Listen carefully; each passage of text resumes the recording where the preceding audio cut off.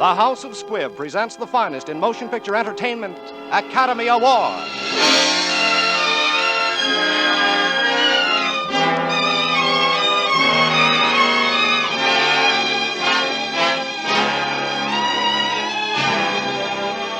The House of Squibb, manufacturing chemist to the medical profession since 1858, bring you Academy Award. The pictures, the players, the techniques and skills which have won or been nominated for the coveted awards granted each year by the Academy of Motion Picture Arts and Sciences to each in his field for outstanding achievement.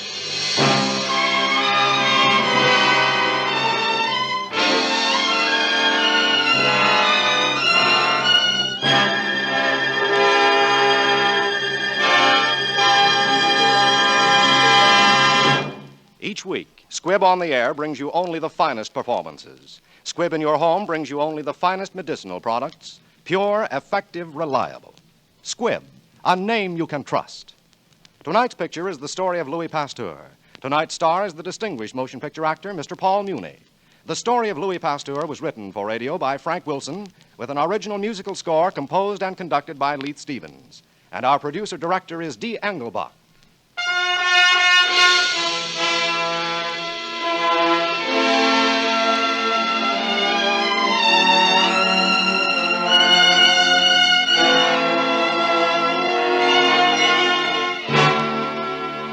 Academy Award, starring Paul Muni in his 1936 Academy Award-winning role of Louis Pasteur.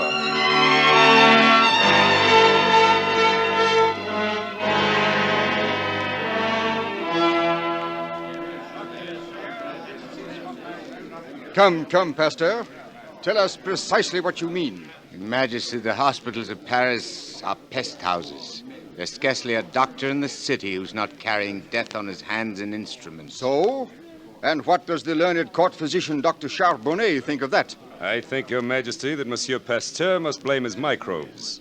You see, he possesses a private menagerie of invisible beasts. Exactly. Dr. Charbonnet could see them for himself if he took the trouble to use his microscope. He would watch them multiply into murderous millions. They breed in filth. They must start from the gutters in Paris tonight and by tomorrow claim some mother from this very court. Preposterous.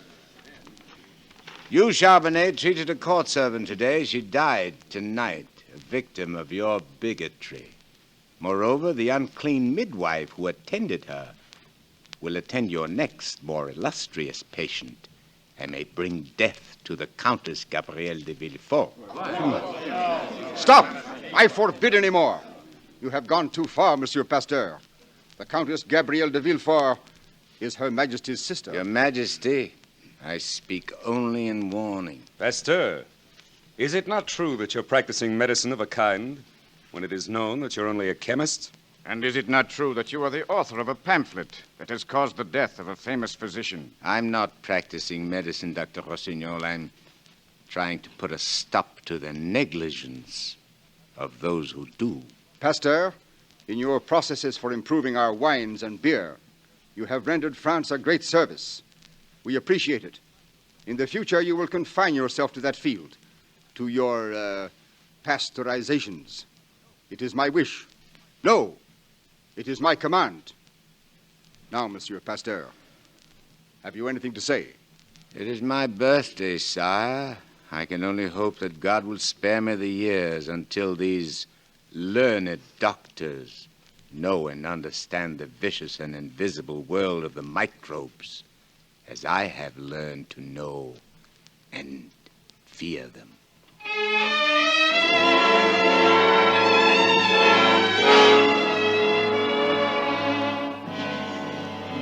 Your Majesty, the Countess de Villefort. Yes, Dr. Charbonnet. Your Majesty, she is dead. My sister. My sister. It is the hand of God, Your Majesty. But, monsieur, if Pasteur had been here... Pasteur, Your Majesty, is not a doctor. Even so, monsieur, I did not agree with the Emperor. I believed in Pasteur. And had he not been banished, he might have saved my sister.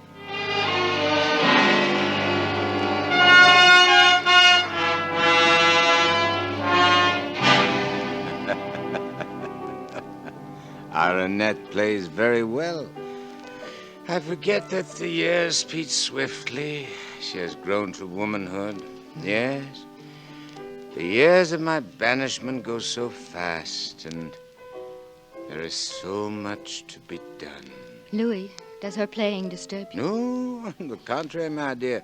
I'm only writing a letter to Dr. Lister of Edinburgh. Oh. The war with the Prussians is over. While men have been fighting each other, I have been fighting microbes, for they are the real enemies of mankind. I've discovered a new serum, a serum against anthrax, the dread disease in cattle. Tests are not yet conclusive, but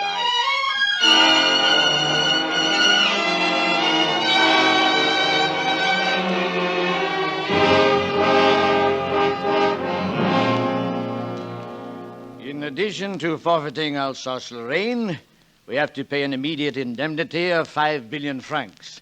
The question is how to raise such a sum. Monsieur President, industry is at a standstill. Farms are neglected. A devastating plague destroys our cattle. Efforts to raise money have failed everywhere except in one small province, Arbois. But if Arbois can pay, why not the others? For some reason, their cattle haven't been affected by this plague, this disease the doctors call anthrax. Then what is the reason? Every animal saved will buy back some Frenchman's liberty and self-respect. Perhaps Dr. Charbonnet or Dr. Rossignol can tell us. We believe it is the fields of this province.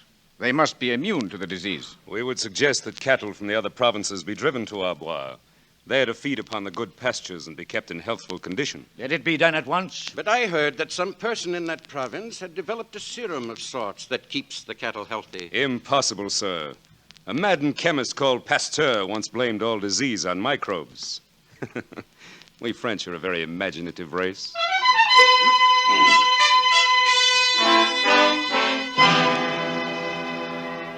Monsieur, this animal is immune. how many days since we injected it with the serum? 6 days. 6 days. And 4 days, according to the records here, that you injected with the anthrax germs. Our serum works. Monsieur, have you read the paper from Paris? No, I have no time for newspapers, Rule. It says the government has heard that the cattle of Arbois are immune to anthrax, and they recommend that all cattle be shipped here. Nonsense. A journalist's pipe dream. Who would be so idiotic as to do that?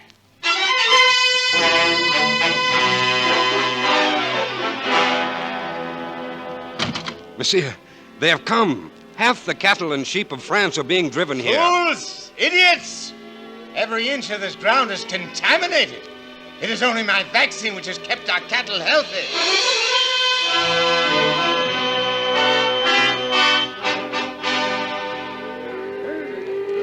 I say no! No, you must turn back, turn about. Drive these cattle away from these fields. It is death. Death, I tell you. Please stand aside, monsieur.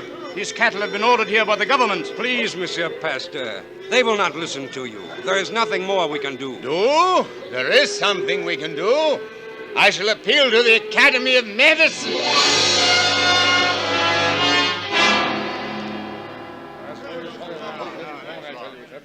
And I say Pasteur is right. He's wrong. Wrong. Gentlemen, Pasteur was discovered to be a charlatan 10 years ago. I see no reason for accepting him now. I disagree, Dr. Charbonnet. If someone has a cure for anthrax, I want to know about it. Mr. Chairman, Dr. Rossignol, I have something to propose. Let us take 50 normal, healthy sheep, 25 of which will be vaccinated by Monsieur Pasteur. The others will remain as they are. I shall then infect all 50 sheep with anthrax by injecting them with the dark, poisonous blood of diseased sheep.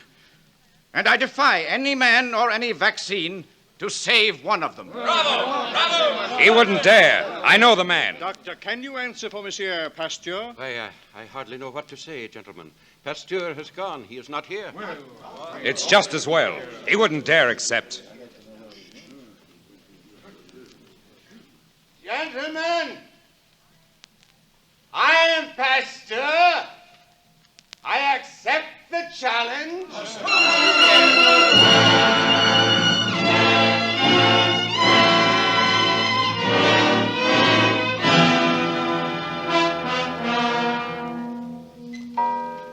Louis, why don't you try and get some I sleep? should have stayed with the sheep.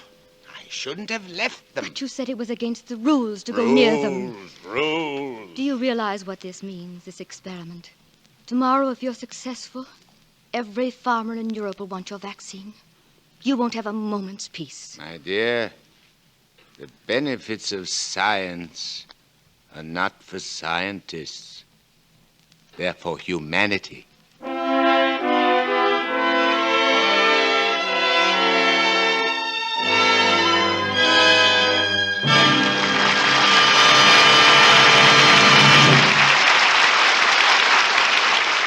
Before continuing with the second part of Paul Muni's Academy Award-winning performance of the story of Louis Pasteur, I'd like to tell you about an exciting evening I had last week. I was attending a preview of Warner Brothers' new picture, Devotion, starring Ida Lupino, Paul Henreid, and Olivia de Havilland. With the crowd milling around and the photographers jockeying for position, the commotion was terrific. Hold it, please, Miss Lupino. Can I get one more? Thank you. You're a lucky guy having these pretty girls smile at you all the time. That's my business, making them smile. Well, you know, it's my business, too. After all, there's nothing like Squibb Dental Cream for bringing out an attractive smile. Smiles don't have to be coaxed when your mouth feels pleasantly wide awake, cool, clean, and fresh. And that's just how your mouth does feel when you use Squibb Dental Cream. The zestful, minty flavor of Squibb Dental Cream is so refreshing, it brings to your whole mouth an exhilarating tingle. And getting back to smiles, pure Squibb Dental Cream really helps you to keep all that natural brilliance you prize so highly. It helps to bring out all the sparkling beauty any smile can have. For the active ingredient of Squibb Dental Cream is one of the safest, softest, yet most effective polishing agents known to dental science. No wonder you're so enthusiastic. Oh, but look, I've got to take 3 more pictures. Okay, good luck. And you're sure to have it if your subjects use safe, pure, pleasant Squibb Dental Cream. You can see the difference. Yes, you can taste, feel, and see the refreshing difference when you use Squibb Dental Cream. Taste, feel, and see the refreshing difference.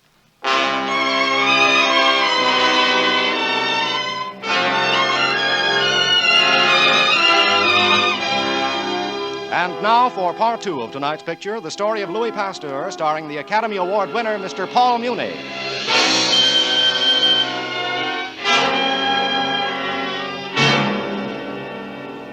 Hardly had a sleepless night ended when dawn found me rushing to the field where the sheep were penned, and as I rushed, I saw a country Punch and Judy show playing its puppets to the crowd.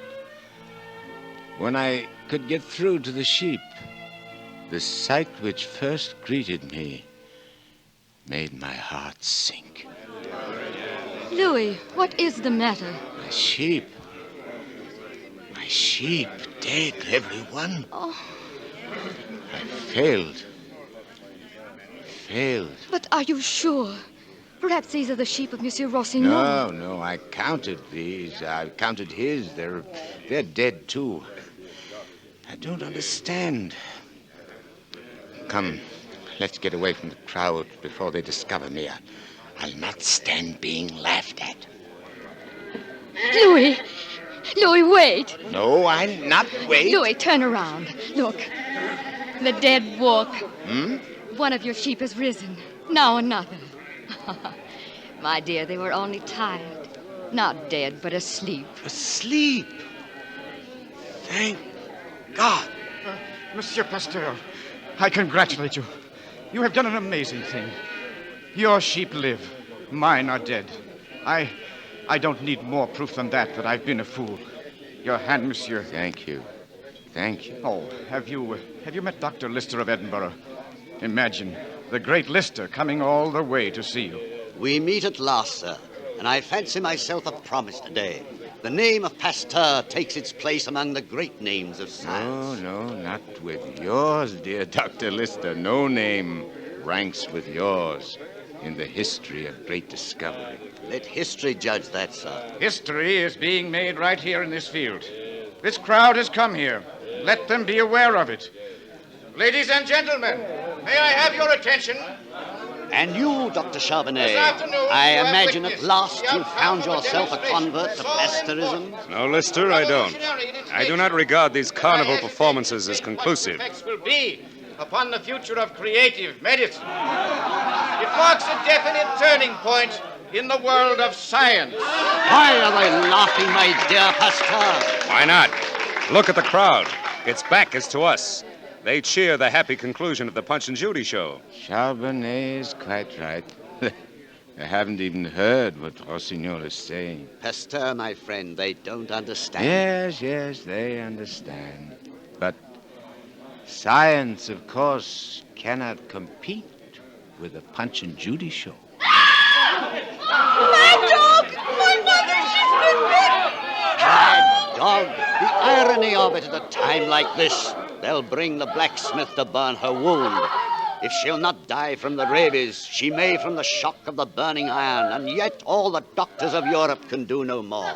And we stand here and worry about our fame. That's the irony, sir. Why should that woman die?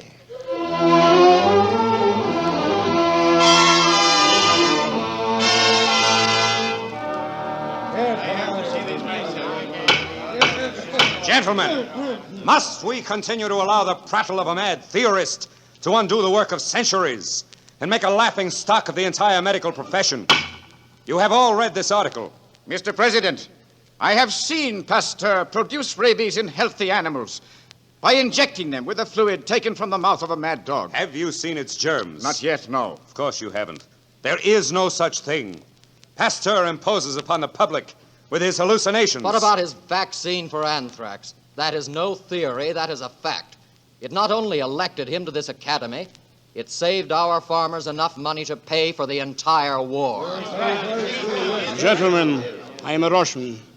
My country sent me to investigate Pasteur's efforts.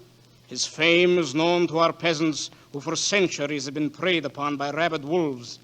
If Pasteur is unwilling to come to us, I say let us go to Pasteur. Yes, we will go and expose once and for all this quack, this impostor.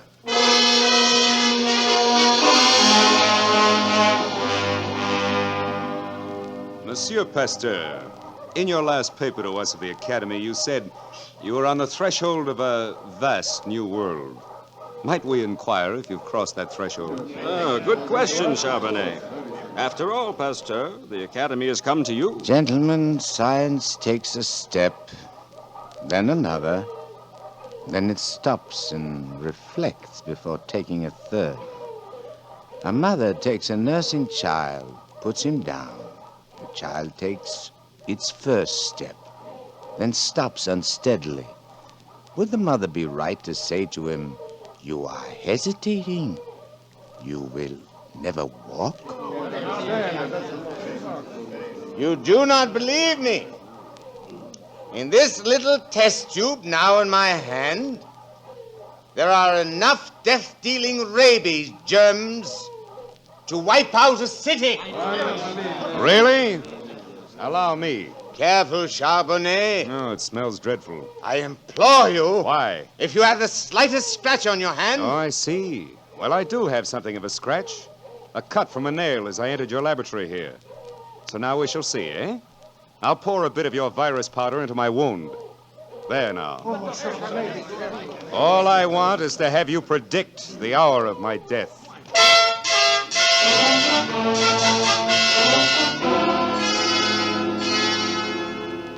All the dogs that were infected by the contents of that test tube died, except Charbonnet. It's been a month since he's been infected. I just don't understand. But maybe that tube you had was left to stand too long. Eh? Stand too long? Yes. Wait. Perhaps. Oh! Oh! Yes, monsieur? How old was that dried tissue when Charbonnet rubbed it into his wound? 14 days. 14. Suppose we started with an old virus that's no longer deadly. Suppose we inject it into a healthy animal, and day by day, as nature builds up his resistance, we increase the doses with stronger, fresher samples until he's able to withstand the actual disease. Would he not then be immune? Oh, Louis. Oh! How many dogs have we left? 10 healthy ones. They've never been exposed. Give them hydrophobia. But, monsieur... Give them hydrophobia.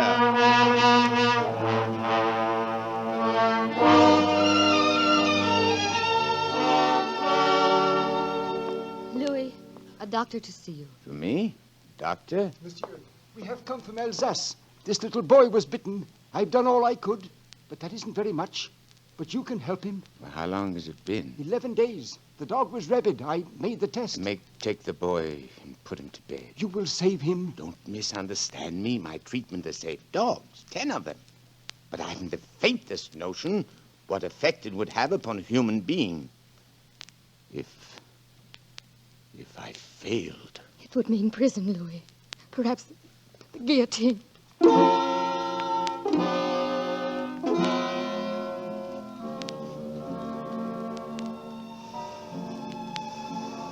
Monsieur Pasteur, you are not a doctor.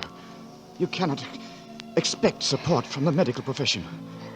I implore you to attempt nothing irregular. Yes, I know. The boy will die anyway. It is worth trying. Anything. Anything. Human life is at stake. Yet, they would crucify me if I failed. Oh, monsieur, I beg of you, save my boy. My boy. Should I do it? Should I? A child's life is at stake, and I ask if I should? I must!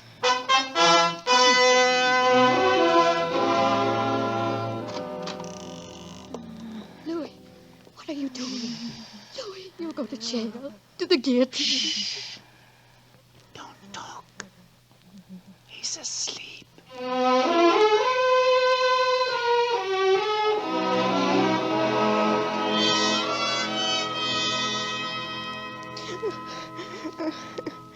Yes, child? You're awake? I'm hungry. You're hungry. You're well. He's well.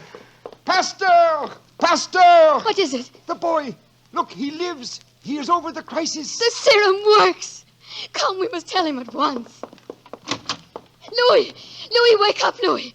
Louis, you've won. The serum is successful. The boy lives. He cries out for food. Louis! Louis, wake up! Louis!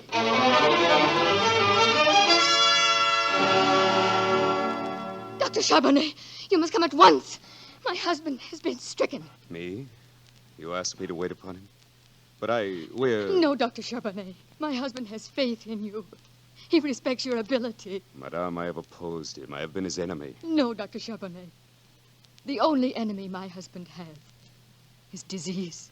Madame, I thank you for that. I'll call my carriage. We'll leave at once.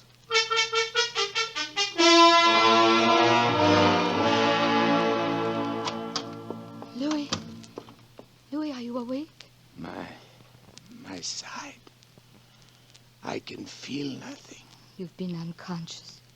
The Meister boy. I've got to get up and see him. No, Louis, no. Yesterday they dressed him and took him home. He is entirely well. Good. The doctor is here.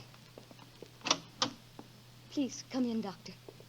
Well, Pasteur, how are you feeling? Charbonnet? What does it mean? It means that I'm your physician. That you must remain quiet for a few days. Charbonnet? I appreciate this. Oh, it's not for you to appreciate me. It's for me to join the legion of those who appreciate you and your genius. Ah, monsieur, you've triumphed again. I have come to treat a patient who has been my teacher.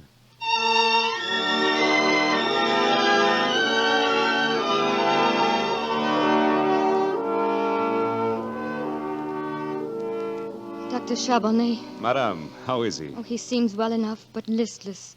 He doesn't seem to care, to have an interest, to fight. Oh. I'll have a talk with him. We have something that might interest him, eh? Will you follow my lead? Oh, yes, doctor, of course. Good morning, monsieur. You're looking better. Good morning, Dr. Charbonnet. I'm afraid I don't feel better.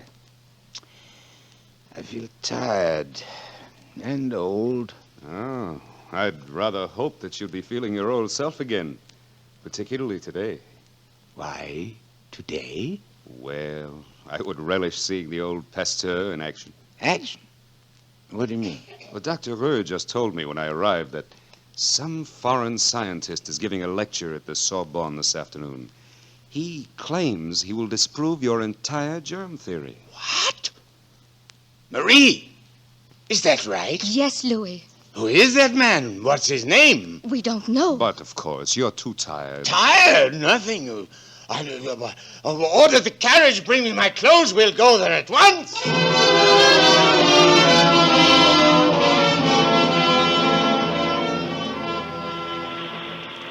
You're just in time. They've arranged for you to sit on the platform. Courage, my dear. I'll be listening. Whom are they applauding? It's Dr. Lister of Scotland. Lister? Lister to speak against me? This way, sir. They're waiting for you. President of France is here, and Lister, you? Sir Pasteur, we greet you in the name of humanity. Monsieur, mankind is waiting. Charbonnet.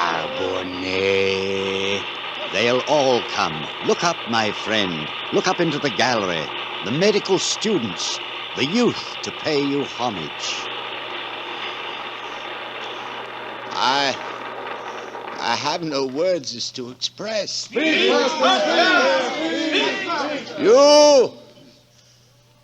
young men in the gallery, you doctors and scientists of the future, do not let yourselves be tainted by a barren skepticism, nor discouraged by the sadness of certain hours that creep over nations. Do not become angry at your opponents, for no scientific theory has ever been accepted without opposition. Live in the serene peace of libraries and laboratories. Say to yourselves first, what have I done for my instructions? What am I accomplishing? Until the time comes when you may have the immense happiness of thinking that you have contributed in some way to the welfare and progress of mankind.